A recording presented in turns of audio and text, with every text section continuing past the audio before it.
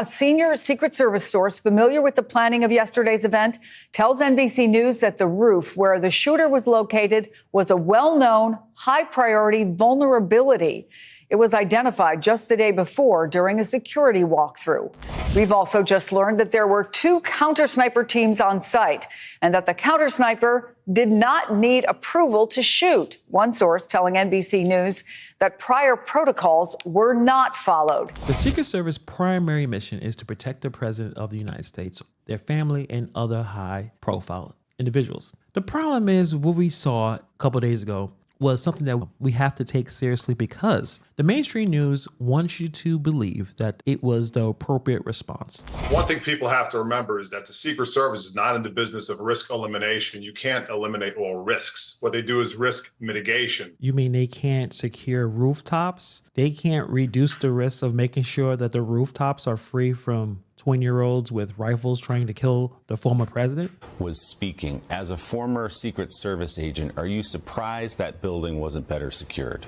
So when you do a security plan, you've got the main security, right? The security perimeter where there's the magnetometers, where people are being checked as they're entering the event.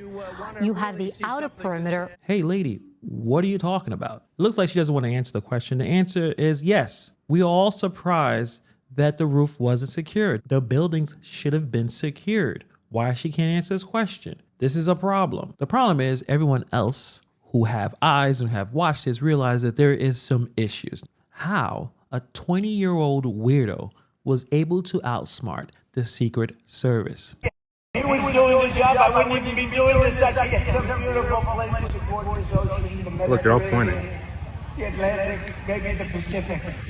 Yeah, someone's on top of the roof. Look. There he is right there. Right there, see him? He's laying down. See him? Yeah, he's laying down. Instead, I'm here with you fighting like hell to get a Senate. What's happening? And to make sure we take back the White House, because if we do, we're going to make America better than other people. We're going to make it. Yeah, look. There he is. Easy, because we have millions and millions of people in our country that shouldn't be here. Dangerous people. Criminals. We have criminals. We have drug dealers. We have people that should not be here. Right on the roof. It's much tougher than it happens. You went right on the roof. Now, if this was Nightcrawler trying to kill the president, maybe we would have more sympathy towards the Secret Service. Oh my God. But the problem is, it was a 20-year-old weirdo that was able to go on a rooftop and almost killed the former president of the United States. There's been a significant shift towards prioritizing diversity, equity, and inclusion. While these initiatives may be noble, the context of the Secret Service where life and death is paramount, this shift is raising some serious concerns. Is it possible that DEI initiatives may have almost killed the former president of the United States? Let's get into it. There were some serious lapses in how to protect the former president of the United States, particularly the fact that in this really small venue, this guy was able to crawl to the rooftop while citizens are pointing this out to police and Secret Service, and they didn't do anything about it. Put that image, please, up on the screen. This is where a lot of the questions now are centering. What the hell happened here with this response from law enforcement? So what you can see directly in front of you, this is a map that's been put together. You can see the stage where Donald Trump was speaking in Butler, Pennsylvania. You can also see where the wounded rally attendee was sitting. You can see behind where the law enforcement counter snipers were positioned on the rooftop. There's been a lot of discussion around the actions of those counter snipers. But then over to the left on that building rooftop was the location of the gunman's body. So there's a lot of questions here about how exactly a gunman is able to walk on to a rooftop with a direct line of sight to former President Donald Trump. He's able not only to walk onto the rooftop, he's able to get into the prone firing position and then able to squeeze off some 7 to 8 shots at the former president. Let's go. 7 to 8 shots. Seriously? This is ridiculous, to say the very least. And put the next graphic up, please. That is also very helpful in kind of discovering what happened here. This shows you.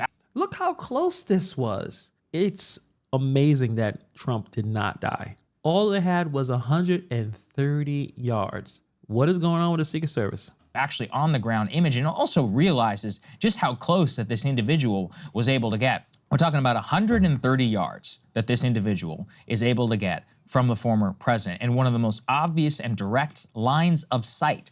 Now, there's big discussions here about the failures of the Secret Service, but I think that image actually puts everything together quite well. You could see exactly where the shooter was, you could see where the Secret Service snipers were, and you can also see where Donald Trump was there on the stage. And unfortunately, in the path of that assassin's bullet, an innocent bystander was hit in the head while he was covering his own family. Just terrible, terrible stuff. So we need to figure out, okay, Secret Service failed. Let's talk about the people on top, the people who are running Secret Service, who they are, what they're all about, because we need some answers. And the person who's running the Secret Service Director, is Kimberly A. Cheadle. As you see right here, she's leading 7,800 special agents, uninformed division officers, technical law enforcement officers, then administrative, professional, and technical personnel.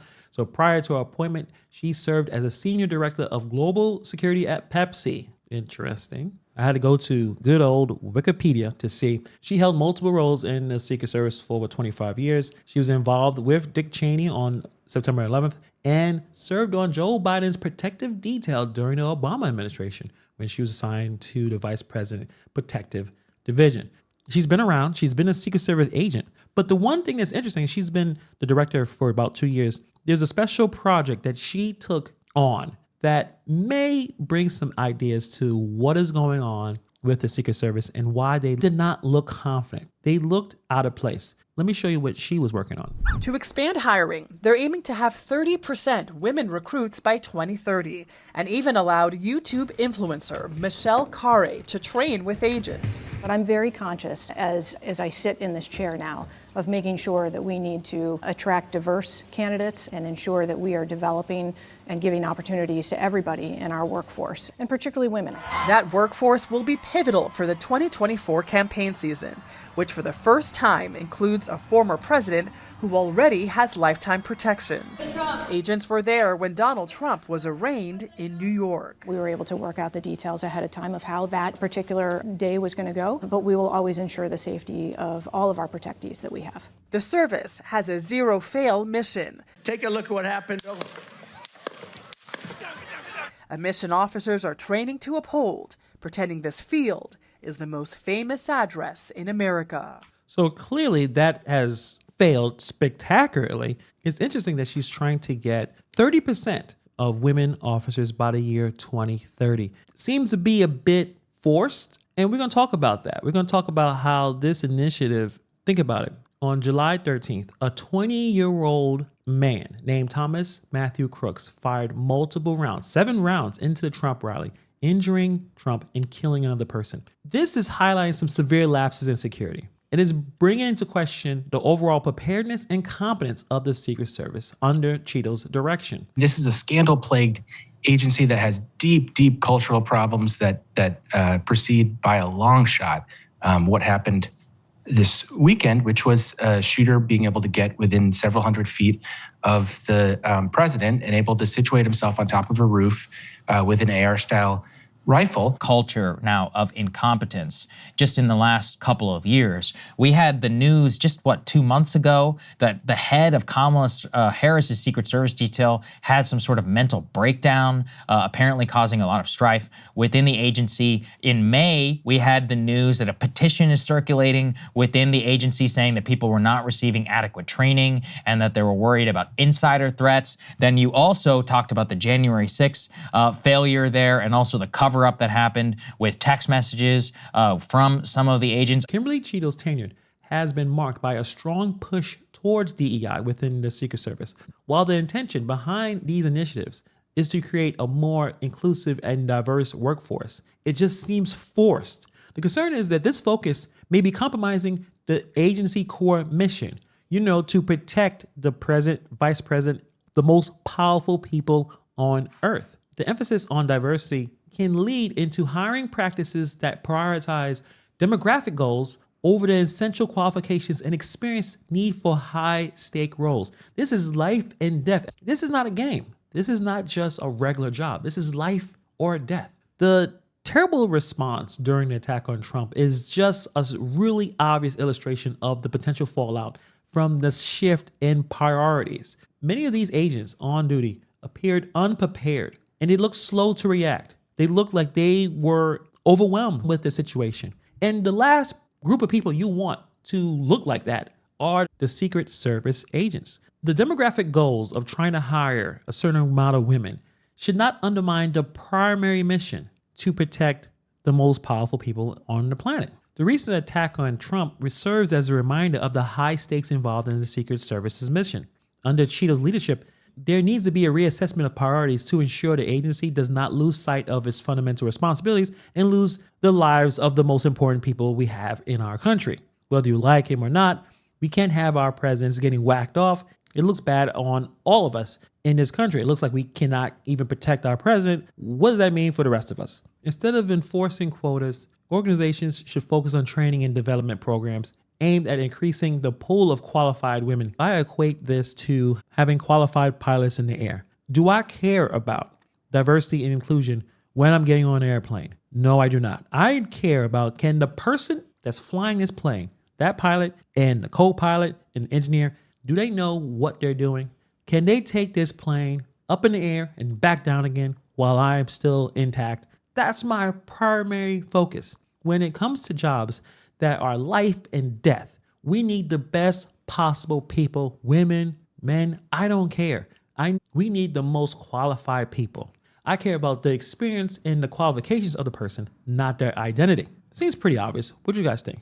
Everyone wants to have a diverse working force. Everyone wants to be included. That all are good things. However, in the high stake jobs like Secret Service, airline pilots, law enforcement, it needs to be a higher emphasis on being competent. Don't worry about enforcing quotas. Organizations should be focused on providing the necessary support and training to help everyone be as best as they could possibly be to protect the most important people on Earth. Let's not compromise our safety and our effectiveness in the operations. So that's all I have to say on this one. What do you guys think about this? Do you think DEI is a dangerous situation? Do you think it had nothing to do with that? You just think it's overall just incompetent? Or you still think the whole thing was staged? Let me know. Put in the comments below. Thank you for taking the time to watch this video. And I'll see you guys in the next video.